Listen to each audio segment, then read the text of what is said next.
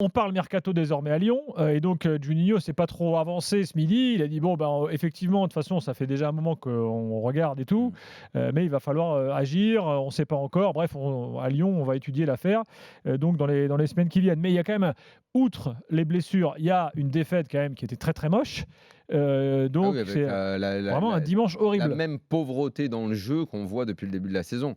Sont ajoutés ces 2 événements dramatiques, qui, forcément, ont un petit peu focalisé Mmh. l'attention, ce qui fait qu'on a moins parlé, du match et que ça met les supporters lyonnais en panique parce que tu dis: «Bon, bah, alors si on a, notre meilleur joueur plus notre meilleur espoir qui se blesse, qu'est-ce que ça a donné sur la deuxième partie de saison?» Mmh. Donc Juninho, le club, obligé de réagir, obligé de recruter et de pas se tromper. Et à ce sujet, petite parenthèse, mais j'ai lu, puisque c'était, l'hommage à Bernard Lacombe qui quittait le club, ce week-end, Oui. j'ai lu avec intérêt l'interview qu'il a donnée, je crois que c'était dans l'équipe dimanche ou je sais plus, ou samedi, peu importe, ce week-end. Et il racontait, pas mal de choses de la période où il était important dans le club. Et je pense là notamment à la décennie, la belle décennie de l'OL, 2000-2010. Et où il s'occupe du recrutement, où il va voir des joueurs, où il fait le recrutement et tout ça. Mmh. Et quand souvent je dis sur les 10 dernières années, il n'y a pas eu de grande réussite dans le recrutement, ben à contrario, parce que c'est quand tu le lis que tout te revient en tête, même si on n'a pas oublié, on sait très bien qui a joué à Lyon à ce moment-là. Mais la façon dont il raconte et tout ça, tu dis, bah, quand il y a des mecs compétents qui ont l'œil pour trouver des bons joueurs, bah, quand il te raconte pourquoi il prend Sonny Anderson, que tout le monde connaissait, hein, malgré tout, Ouais, ouais. il avait joué en Oui, France, oui. il est allé au Barça, il revient en France.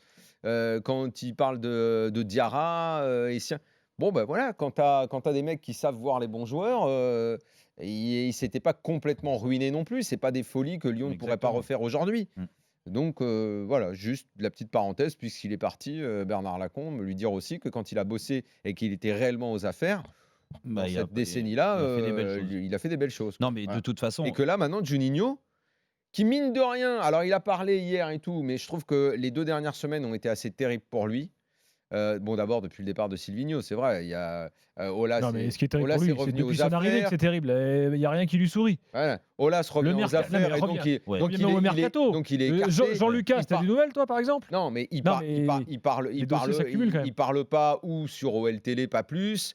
Épisode au stade, dans le match contre Leipzig, on l'entend pas, c'est Aulas qui descend tout de suite, alors que ça, c'est typiquement le genre de dossier que lui doit normalement, ouais, régler. exactement. Un joueur de son effectif a été attaqué, il doit justement faire le tampon, les supporters, parce que c'est important, et le joueur, non, rien. Juninho, il est, pour Ouais, l'instant, il est pas dans l'apprentissage du métier, là. Il est vraiment oui, mais observateur d'un métier mais qu'il ne maîtrise pas, parce malheureusement. qu'on l'a mis alors volontairement certainement, Jean-Michel Aulas, c'est ce qu'il fait, il l'a mis, derrière lui et bien derrière lui, alors qu'il lui avait donné les rênes au début, là il est revenu en Et arrière, il on l'a va mis au pas. fond du bus, là, hein. Non, mais exactement, donc après je peux comprendre quand tu es Juninho, on te donne les clés du camion.